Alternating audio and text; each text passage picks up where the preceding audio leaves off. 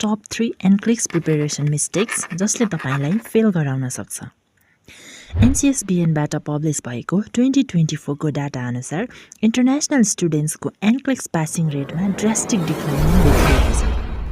यो डाटाले रिसेन्ट डेजमा हाम्रो सोशल मिडियाको नर्सिङ पेजहरूमा देखिएको एनक्लिक्स फेल्ड रिलेटेड पोस्टहरूलाई प्रुभ गर्न भने हेल्प गरिरहेको छ।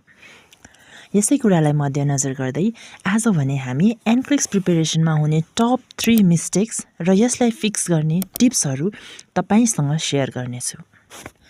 नम्बर 1 मा रहेको छ कम्प्यारिजन एन्ड इनएडिक्वेट प्रिपेरेसन। एक साइकोलोजिकल थ्योरी डनिङ क्रगर इफेक्टका अनुसार कुनै पनि स्पेसिफिक एरियामा कुनै कारणवश लेस प्रिपेयर्ड इन्डिभिजुअलले आफ्नो एबिलिटीलाई ओभरस्टिमेट गर्नाले आउटकममा नेगेटिभ इफेक्ट पर्न जान्छ र भाइस वर्सा। त्यस्तै रिसेन्ट टाइममा पनि सोशल मिडिया या आफ्नो सराउन्डिङ्समा धेरै इजिली म्याक्सिमम एनक्लिक्स पासर देखेर आफूलाई पनि false sense of readiness create भई हतारमा इक्जाम एटेन्ड गर्दा फेलियरको रेट धेरै बढेको देखिन्छ।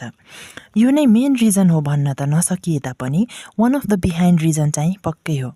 तर हरेक इन्डिभिजुअलको प्रिपेरेसन लेभल र मेथड डिफ्रेन्ट हुन्छ, सो इक्जाम दिने बेलामा कन्फिडेन्स र रियल रेडिनेस निकै महत्त्वपूर्ण छ। अर्को रहेको छ एनक्लिक्स स्टाइल क्वेसन र स्ट्राटेजीको सफिसियन्ट प्र्याक्टिस नभएर।